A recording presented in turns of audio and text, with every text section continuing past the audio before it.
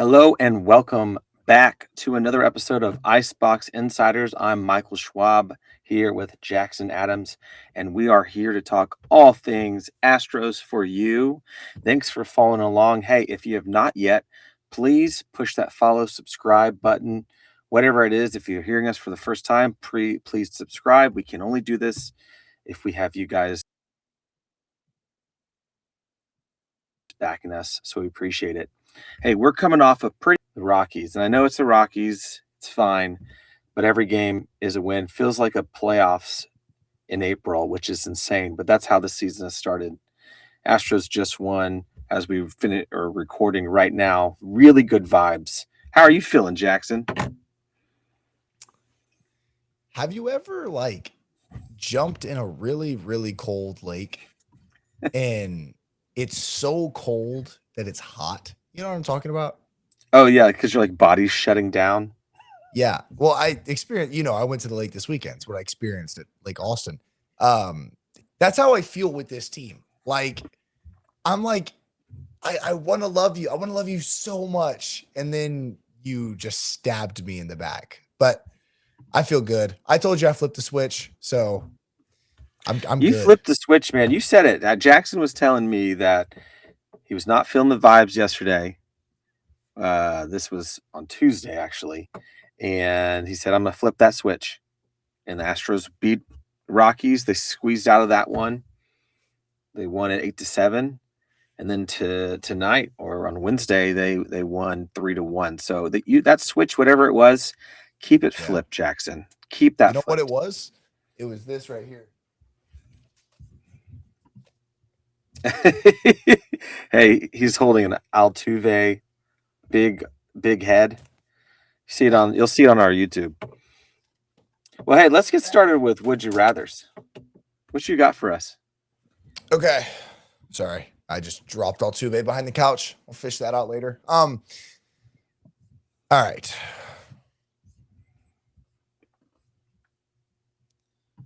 Would you rather experience that 8-game losing streak again, but it be followed by the unknown of what we got, or experience the 8-game losing streak, but guarantee a 5-game winning streak behind it?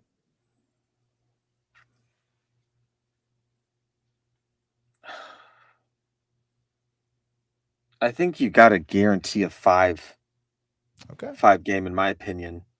Okay. I mean, you can't really take another 8-game losing streak this season because that's going to kill you, but I guess it's so early. But right now, at the moment, give me a 5-game winning streak. If that's the case that the Astros are going through right now, I'll take that. But, the other side of it is you don't know what it is. It could be a 10-game. You don't know. Yeah. What about you? Definitely the unknown, man. I just want to say this because I'm really it makes me happy. I told Schwabi on, I think Monday or Tuesday, whatever day it was, I was like, yeah, I'm going to pull some strings, man. I'm going to pull some strings and make some things happen. And then we signed B Squared, Brandon Belak. We got our GOAT in the building, and the vibes turned around like that, guys. So, me and Schwabi are carrying the load right now. Hey, it's all we have to do. You know what else is carrying that load? It's that hat. It's that brand new hat. Man, we've got ourselves a home run celebration hat. Dude. So you want to tell them the name of said hat? I saw this from someone. Shout out to who was that? I'll say your name in a bit, but they called it the Homebrero, and I'm feeling it. I like that. I like it. I like it a lot. Now, everyone may not like that. Everyone's going to feel well. Nash Gomez, shout out to you on Twitter. But the Homebrero, which is this hat, this cowboy hat that Cristian Javier got from the team store, put onto Yoron's head after he hit a home run. And vibes were good. He's bringing good vibes. He didn't get it from the team store. He stole it from the team store. Did they say he stole it or got it? Julia Morales asked him, and he said that he stole it from the team store. Which, listen, is so. What is he doing in the team store? Why is Cristian Javier up there? Hey, anyways? he, like all of us, is looking for something to change dude. the trajectory, and he did it. He found Yeah. the Homebrero. We love the name Homebrero. It is when we see that thing. The We want Homebrero to is see that out. all the time, all the time. So we're feeling good on the vibes, but let's do an old rewind on what just happened this past week. First off, Jackson, do you want to apologize? Because you got everyone's hopes up. You said that we were going to be what, 12 and what? It's okay. Don't worry. 14 But and 6. yeah, 14 and 6. But the game is bigger than us, isn't it? Look, I just want to say that I got my hot take right. We were going to get swept by the Mariners. Oh gosh, you did. Yes, you did. It's okay. Yeah, I'm never doing reverse psychology again. That's No. never happening ever again. So we can forget about that happening. Yeah. But yeah, I'll say sorry. Guys, I'm sorry. This is all my fault. But next week, You flip the switch. Next week, whenever we're above 500, I'm going to apologize again for being right because, we got to have that conversation. That's true. Okay, so let's go back. You sweep the Red Sox. All right. Then you go to Sacramento, lose there, get swept in Colorado, and we talked about it. And then we said, okay, it's going to be okay. Let's go against the Mariners. Boom. Get swept by the Mariners. They score 9 runs, 8 runs, 6 runs. Offense looks elite still. And then they come back to Houston, and you've got your first win in a series for a while. They won the series just now against the Rockies. So, I mean, what are the things? Like, first off, a disaster for the pitching. That's what's doing it. I mean, this team is still scoring 6 runs on Friday, 7. They just scored only 1 on Sunday and 2 on Monday, but offense we've talked about so much. Looks great. The pitching, like an actual explosion. I mean, what have you seen on that end? I've seen a lot. I think it's been very I don't know if you remember some of our teams from the past had been like the offense would be really good and the pitching would be bad. And the pitching would be really good and the offense would be bad. And there was just no consistency following, right? Now the offense is good every night, but the pitching is inconsistent on multiple sides of it, right? So like we're doing a really, really bad job on a lot of things right now. And whenever we get something good, we fail to capitalize on it big time. We had a really, really, really good who started Sunday versus the Athletics or Cody Bolton. We had a really good Cody Bolton start in Colorado, 7-2 game, and then the bullpen comes in and absolutely blows it. You know what I mean? And it's stuff like that. We saw it in the Mariners series. The Astros held a lead for a little bit in that second game, up a really, really good margin after having a great inning. And then you let the Mariners sneak back in and you let them have that time to just grow and grow and grow. And then your momentum on offense is nowhere to be found. And Well, I mean, you've nailed it. Like, it's this up and down situation. What are you going to be? yeah. But we've seen the offense been great. That the over and over the pitching has not been good. Now at home, it's been good. Yeah. They've won 2 at home now. They've won actually 5 in a row at home.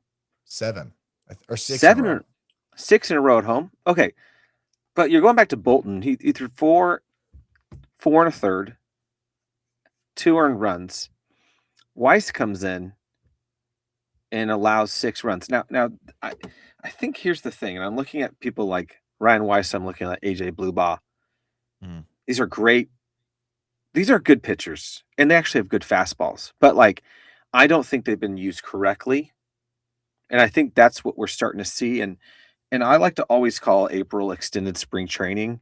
And it's a cop out, but also it's hilarious. Like, I think like April is just like, hey, let's keep working through these problems and hopefully figure it out. But you don't want a massive explosion in your face. Well, we're feeling better. 2 wins in a row. tonight. But when you have Bolton do well and then the bullpen can't do it, and then you have Imai doing what? Just only gets one out, A third of an inning. a third of an inning. Friday night And in Seattle. Okay, that's Friday night. That's gonna do nothing for you. That's gonna kill you. That's gonna kill And your then bullpen. Cristian Javier left in the first inning on Wednesday. Okay, so you are not doing fine at all in that department for your starters. And hello, big thing, and you've talked, you and I've talked about this before. I think they've got all the talent. They just didn't build out enough one or two veteran pitchers just to take those innings or stagger it. Hunter, new pitcher, veteran, new pitcher, that kind of thing. You put a lot of your eggs in this. Let's see how Burrows does and Imai does, and is Javier back yet? And McCullers also you're putting a lot of eggs on if Lance can stay healthy. And if he can stay healthy, yeah. Look, we're the biggest Lance supporters in the world, and that's known. But after looking at the past couple years, right, the last 2-3 years, putting a lot of stock into Cristian Javier bouncing back big, Burrows coming over and having a really good sophomore season, and Imai adjusting when you don't even know how to help Japanese pitchers adjust. This is our first time doing it with the Japanese pitcher. So you're banking on these three guys, plus Lance staying healthy and Hunter staying healthy. It was a recipe for disaster. And I feel like we kind of saw Dana Brown try to do damage control with that by signing Nate Pearson, by signing Ryan Weiss, by signing Jason Alexander, by getting Brandon Walter, by having Arrighetti, right? You've got guys, but you can't trust those guys. And I think that's the, disconnect. Yeah, it all works together. I mean, the reason why the team was so successful in 2022 is your starting pitching was strong. Mm-hmm. Like they did the most innings for starting pitchers that season. That's how it worked. And then your bullpen, 6 through 9 that you have to worry about. Maybe 7 through 9. That's it. But, speaking of damage control, let's talk a little bit about Dana Brown, because outside of the signings and what they could have done, and on paper, I think it's good enough. Yeah. What are we doing talking about Hunter Brown and his arm? You saw the public comment. So to the listeners, Dana Brown had said publicly, it was written about in different spots in the Houston Chronicle, that the reason why Hunter Brown had an issue was because probably, to his opinion, Hunter was throwing too hard too early. And that's not something you want to be saying about your top 3 Cy Young pitcher. Hunter Brown had comments about it too. He had public comments as well where he said it's a shame when someone has to say that from the team. So what are we doing, Dana Brown? What are you doing with your star pitcher? I mean, come on, what is this?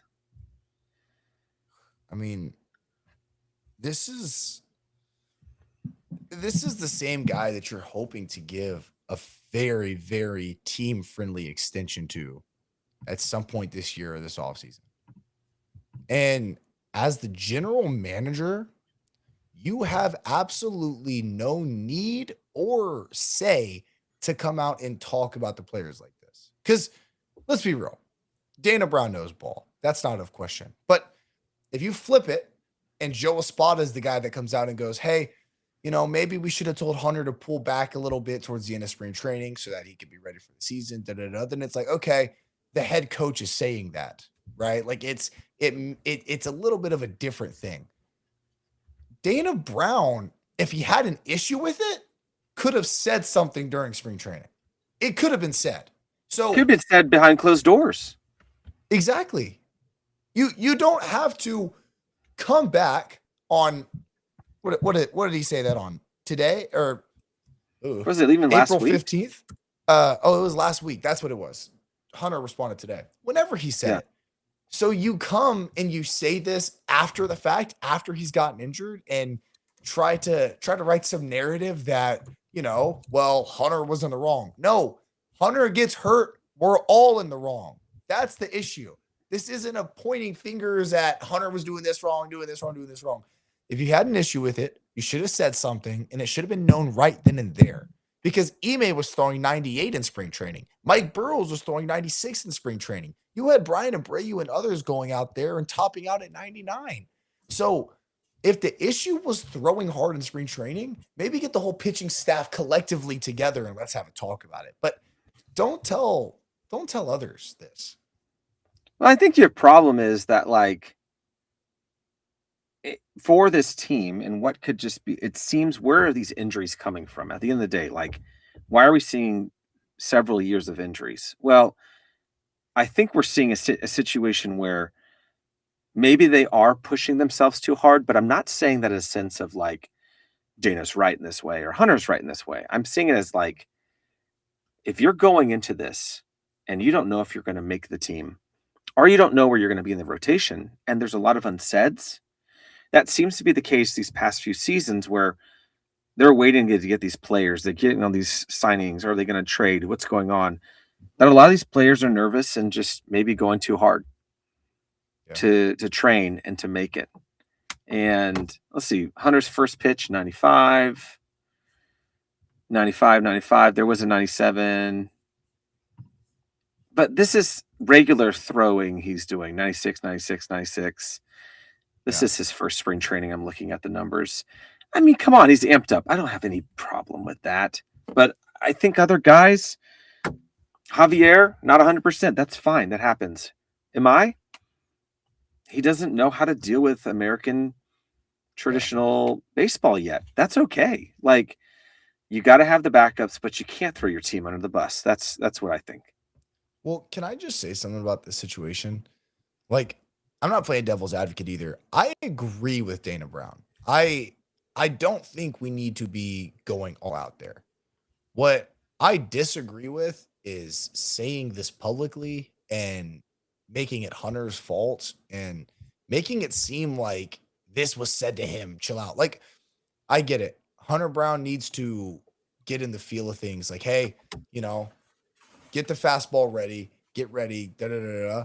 It's on the pitching coaches now to limit his outings. You know what I mean? Limit him to less pitches. Limit him to throwing less. Because if you're going to throw harder, throw less innings, throw less pitches. You know what I mean? There's got to be an equal trade-off there. It can't just be. Are we saying that Hunter should go out in his first spring training and throw 94? Do you know what I'm saying? Like, I can't put that on him. Like, I can't say, don't do that. I mean, like, he's trying to see what's in the tank. But you're right. You don't want to be pushing too much. I got to check that game again. I don't even think he really pitched that much. Maybe it was 40, 35, 40 pitches. Right. So, like, yeah, I mean, there is maybe some truth in how hard he is pushing, like even in practice or stuff that we're not seeing. I mean, he did go over 100 pitches his first game of the season. It's just a lot. I think the blame game is ridiculous, and players don't like to talk publicly about their team, but they will if there's a problem. And I swear, if that affects any form of an extension, I'm gonna be pissed, man. But like, let me just say, I mean, this is definitely not the time with where this team's at right now to be playing a blame game. If you're Dana Brown, if you're anyone else. We just got off of an 8-game losing streak and we're last in our division. The last thing you should be doing is throwing your ace under the bus. You're in weird colored water right now if you're Dana Brown. You know what I mean? That's not a strong floor to stand on, in my opinion. No, it's not a floor to stand on at all. And I think that's where it's like, do as much coach speak and fake speak of like, it's going to be fine. Let's go Astros fans. But, I think you got to deal more with like what's going on with the team. And Jackson, you and I, we looked a little into this with the pitching, like what's going wrong. We looked at some data and it's the freaking fastball. I would call this road trip in the beginning of the season trouble with the fastball. That's the data that we've seen. Specifically the four seam.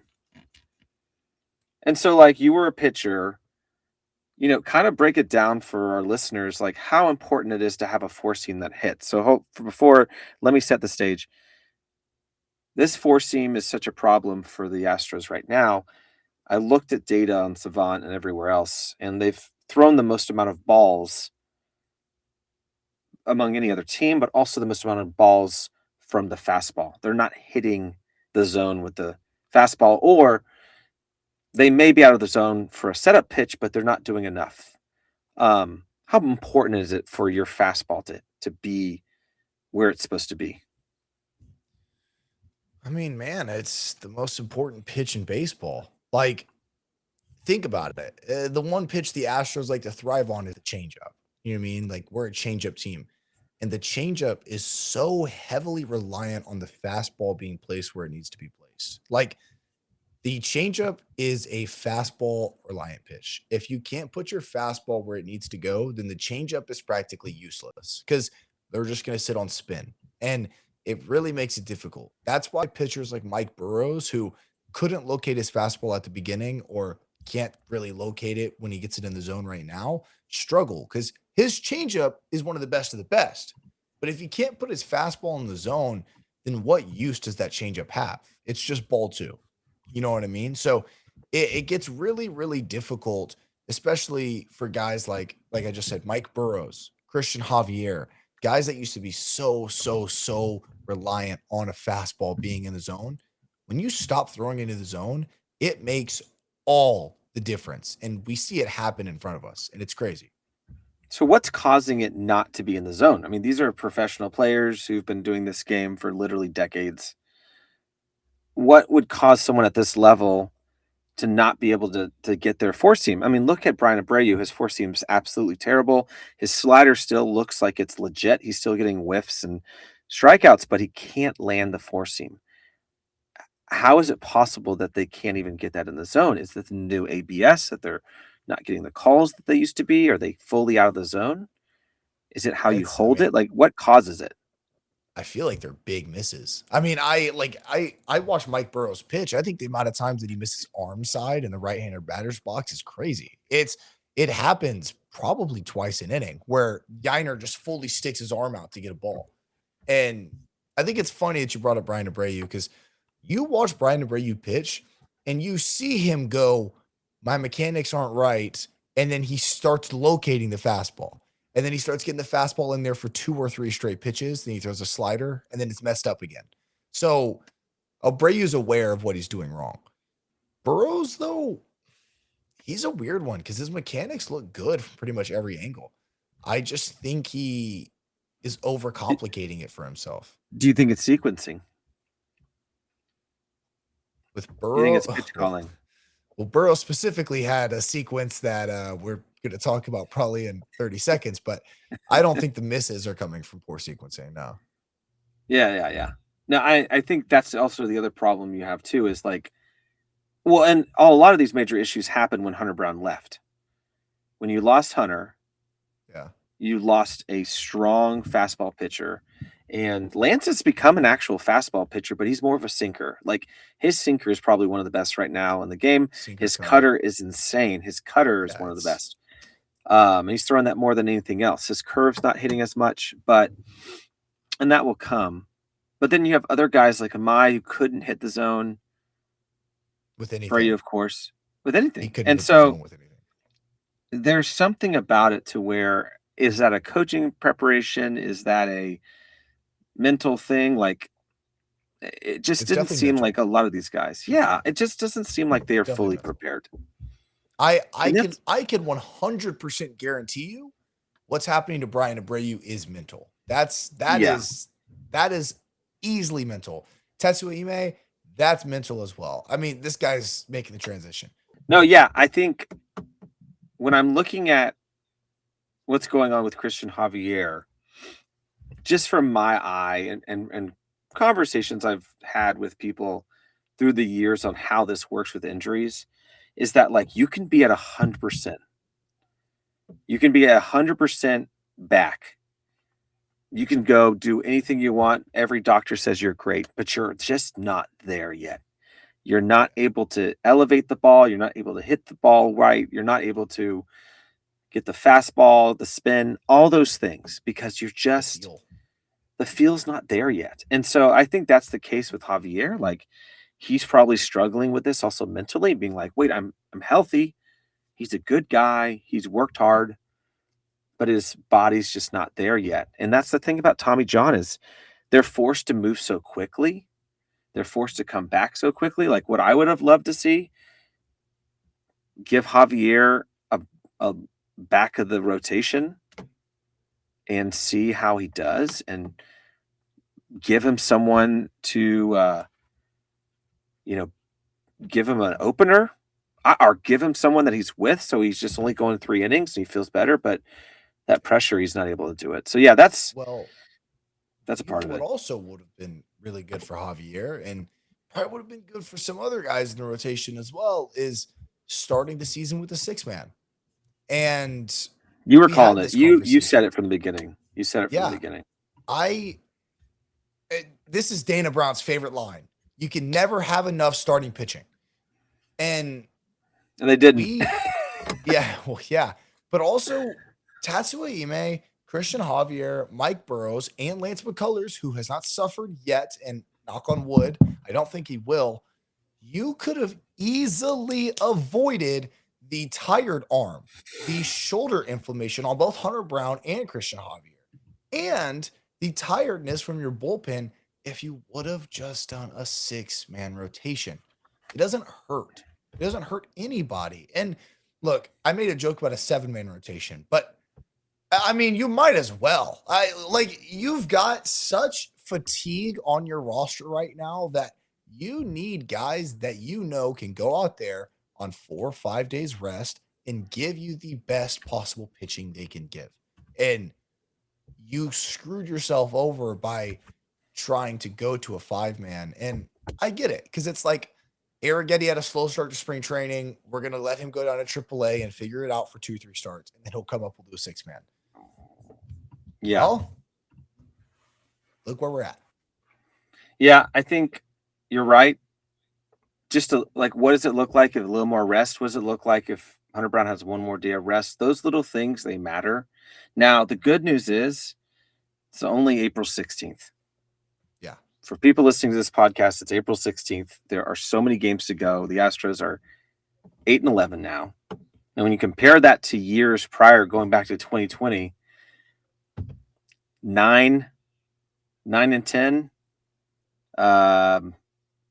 500 team. They're 500 team in April. They need to be a 500 team to finish this month, to be where they want to be. Because it doesn't matter at all if they are extremely over 500 for April. They can pick it up later, especially when you get someone like Hader coming back, who just threw a bullpen. He threw on, I think, Wednesday. Brown probably mid-June. They're going to be okay. So I think you just got to get to a place, like you're saying, just get out of April, have enough pitchers, and be fine. But we've talked it to death about the pitchers. You guys have heard it. Something that we're still just ringing the bell about and throwing the Homebrero about is this freaking offense, man. I think it stinks that that the pitching has been at this place, that it's, undermining people like Jordan and Cam Smith just killing it. Yeah. And the offense being one of the best, but that's what's happened. But truly, what we're seeing from Jordan here, let's go through some stats. Are you ready? Are you ready for some good stuff? Might be the American League MVP if he stays in like this. If he stays at this pace, okay, and if I'm looking at everything, okay, let's go to American League. Doing some stats here. Jordan's got 17 RBIs, which is tied for second in AL. He's walking 20% of the time, which is the most in the AL. God. He's got 7 home runs, which is tied for most with that guy out of, that Yankee. Here's the thing. Yeah. Aaron Judge has 7 home runs, but he's hitting .235. He's got an on-base percentage of .325. Jordan is .333, 488 on base percentage, 762 slugging. Yeah. 762, 1.5 WAR. His OPS As is a best. DH. As a DH, 1.25. Dude, I was thinking about this today. Selfishly, I'm gonna make a based on balls video about it later this week. I just, to put it in perspective, Yordan Alvarez is playing a losing sport, a sport where if you get a hit 3 out of 10 times, you're a Hall of Famer, right? Yeah, a third. And I get upset when he doesn't go 3 for 4 because that is how high the bar is set for Yordan Alvarez. He can go up there and get a hit in every single at bat, and I wouldn't blink because that's Yordan Alvarez. Yeah, and you know what else it is? He looks like he's having fun. Yeah. He looks like he's pushing. He's looked like he's trying. He's not stretching too much to get hurt. Like running too hard. But like he's fully engaged, and that's what you want to see from him. Like I Yeah. see guys like Altuve fully engaged, Correa, everyone working hard, Cam Smith pushing hard. And it like goes all the way down to Christian Vasquez. Like I joke about it, like vibes are good with Vasquez. They are. He's brought good vibes. Like Vibes guy. they are stretching these at bats longer. They're getting hits. I mean, Yeah. they absolutely are just dominating. And so what we've proved is that an amazing offense. Did we do this as a would you rather? I can't remember, but here's your would you rather. Would you rather have an amazing offense or amazing pitching? Yeah, the answer clearly is pitching. You need it. You need good pitching. But, Yordan right now on pace to win the MVP. It's only April 16th, guys. At this rate, he's looking kind of unstoppable. 10% strikeout rate. 7 home runs. And I don't even think that Yordan is at his best place yet. Like, I don't think Yordan's fully in stride yet, which is terrifying for the league. No, I was looking at his Savant page, and there's still room for growth. Yeah, like, because Yordan right now is still very, very tempted by the lefty curve and the righty curve ball, which that come down. Yordan, when he's locked in, doesn't fall for that. Like, he knows the box, and he doesn't leave the box. And if he does, you probably suffer because of it. Because he's very selective, he's very patient, and he's very smart. I've got a hilarious stat for you. Okay. All right, so this is called WRC plus. Okay. And that's weighted. Yeah. It's like weighted runs, blah, blah, blah. League average is 100 on that, right? League average is 100. So anything over 100's good. It's way above average. So, of course. I don't even know if I'm prepared to hear this number. Well, Yordan leads, of course, the AL, and probably, let's see if he leads everything. Yeah. No, I mean, he leads the AL in WRC plus with 237. Okay. Guess who's number 4? Cam from Smith. The Astros. No. This is, and by the way, this is number 2 on the Astros with 29 plate appearances, 191 WRC plus. Cristian Vasquez. 370. Cristian Vasquez is a 1.022 OPS. Like, he is absolutely, where did he come from like this? When he signed, everyone in the comments were like, oh, he's not going to hit. Dude can't hit. I know it's only 29 plate appearances. This guy should be starting more. Yeah? Yeah. Well, and he also brought the Homebrero out. Like, that was the Mr. Homebrero. Greatest thing He's ever. got the vibes. He's got the bat. Listen, I am not going to give up on Yainer Diaz. I'm not. I think especially not after tonight, man. those challenges, he has now gotten 6 challenges correct in a row. Shout out Yiner for that. He's doing good. He's trying. Everyone's got to do well together. Everyone's got to do well together. That's how this is. Maybe, dude, I'm telling you, we just needed to get home for a second. Like, this team is so like I painted the picture last week, dude. You go and play in the hellish hole of Sacramento and Denver back-to-back series. The bullpen gets tired, then you go into a big 4-game series for Seattle, and then it just looks like crap. You know what I mean? We just needed to get that out of the way so that we could come back, reset, and get the pitching back where it is. And then I think they needed to go to their beds. They needed to go home. They needed to go sleep in their own beds, be with their family, go to HEB, get some taqueria bandas. Yeah.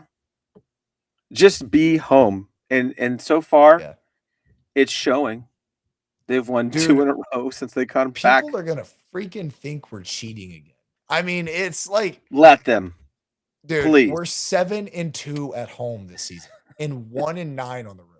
Like, do you know how insane that is? Because that is historically the Astros have struggled at home. Yeah. They just have. And maybe they finally figured out the stupid batter's eye, which, for people who don't understand what that is, if you're looking from the batter's, view, and there's that big IV covered Astros thing out in center field, this batter's eye. They've complained about it forever being not the right darkness because they can't see the ball. Well, they're seeing the ball at home. They're seeing the ball everywhere. Yeah. They're doing fine. That's the thing, man. Really, no one can complain about the offense this year. And also, like, I don't think we should complain about the pitching either. Schwabi, you know how I've been about that. I don't think the pitching's an issue. I get it. It looked awful. It looked bad. And I understand that. But the other side of this is I'd much rather go on an 8-game losing streak in April than I'd go on one in July because there's actual playoff implications then than there is now. And correct. Yes. And listen, there are stats to back you up, Jackson. Like, number one, their batting average on balls in play. We talked about this. Like, right now, the Astros are second in MLB at 3.27. That's pretty much meaning that, like, any ball has a third of a chance that's hit into play for it going somewhere. Yeah. ERA 6.17, not good, but their expected ERA is 4.55. So, like, these are things where you're like, okay, you're right, man. Like, you're totally right. On paper, not good. If you dig deeper, looks a little bit better. The walks are a problem. They're number one. Looked better, though. They've looked better. Since they've come home, they looked much better. Yeah. Dude, can I just say, Schwabi, we went down probably one of the deepest rabbit holes I've ever gone down in my baseball, liking lifestyle. That's what you get with me, man. Dude, we went all the way down to finding the exact, pitch exit velocity on fastballs this season compared to when it's in the zone and outside. Like, we were in such a crazy spot all because the baseball might be juiced. It could be. Still might be. It still might be. I mean, for our listeners, Jackson and I literally have been just looking at, like, literally every pitch. We've been looking at pitches on, like you said, poorly hit. Astros lead the lead in poorly hit balls, like, against them. All these things where it's just not doing great. And then we went deeper into, like, hey, we're throwing too many balls, and we're throwing too many balls on fastballs, and we're not hitting the zone. So we are the detectives. But let's just hope it chills out. Schwabi, do you think the baseballs are juiced in 2026?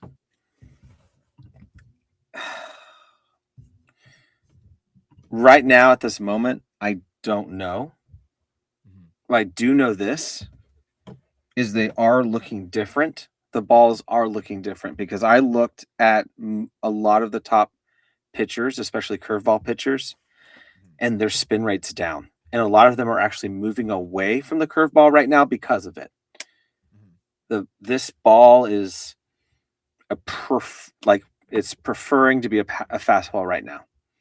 And so I'm not sure what's causing that. Now, what we do know is this: MLB has a full monopoly over the creation of the balls. We have no, any transparency on how these balls are made. There has been plenty of reporting on them using different balls, and the term the Goldilocks ball, which is where they used a specific juiced ball for top teams and people like Aaron Judge. So could the ball be juiced? It's possible. It's possible. You can look at things like in Savant, the drag rate and how much the ball either flies or doesn't in the air. And right now it's looking comparable to last season, but I can't fully say it right now, Jackson, but it's possible. It's completely possible. You know who the curveball was working for? Spaghetti. No, his da da da da da da da. He just needed some. Was disgusting tonight. I saw like some of his pitches, man.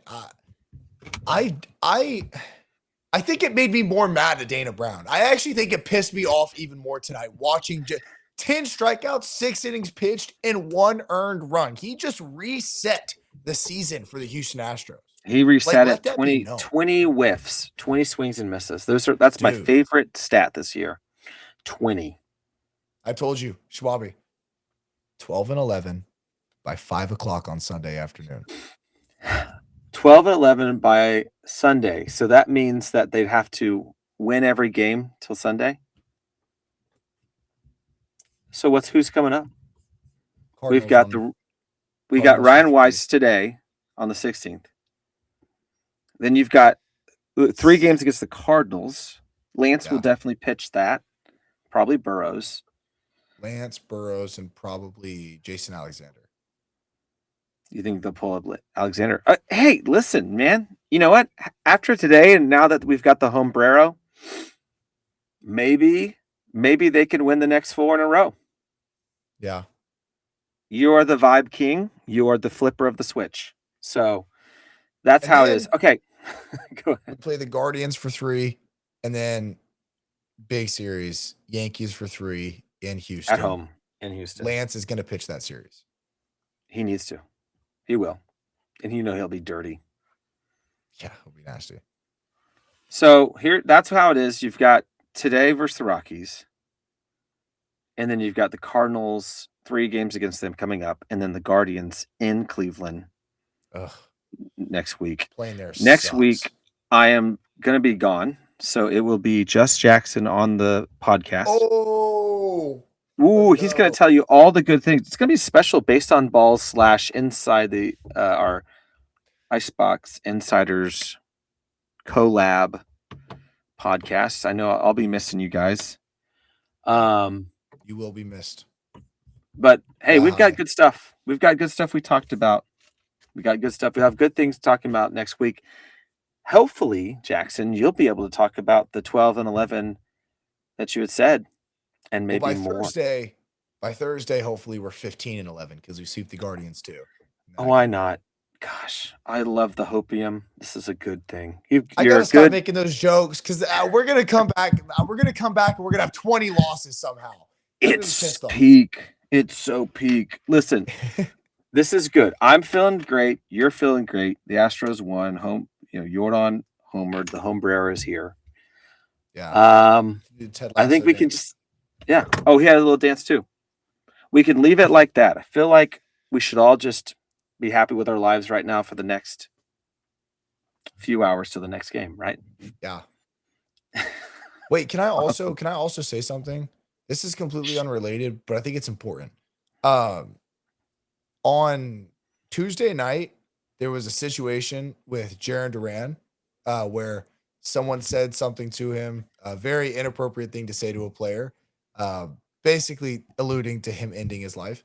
I think that anyone that goes to a baseball stadium and says that to a player, you should automatically get kicked out. You shouldn't be there. This isn't funny. We have no idea what these players go through. I've talked to players. Schwabi's talked to players. You've probably talked to players. These guys are humans just as much as you are. And it's not right to say these kinds of things, right? These guys have lives, they've got families, and that stuff can really affect somebody. So don't say that stuff at stadiums anymore. It broke my heart seeing that. Yeah, that's a good word. And that's right. I mean, these are humans. These are humans. And a lot of the times, these are people betting and losing money. And if you Yeah. got a problem, get it fixed because Yeah, it leave was these said to guys alone. Lance. Leave, It was yeah, that said to happened to Lance Lance. too. It's happened to so many people. Just leave them alone. So yeah, heart goes out to Duran for having to deal with that crap. Yeah, But yeah, everyone be nice at the game. Be nice to the game. Be nice to humans. That's all we can say. exactly, man. Exactly. But you have the floor. Well, after that, all I got to say is thank you so much. And thank you for being so nice to us for listening. Please be nice by subscribing. As I like to say, go share with your grandma because she is an Astros fan and she's probably a bigger Astros fan than you are. My nan is an Astros fan. See, it always works that way. The grandmas love the Astros, but we love you guys. That's the truth. Just going to say it. And we appreciate you for listening to us. Subscribe, watch the Astros, have fun. Maybe go buy yourself your own Homebrero. But thanks for listening. Peace.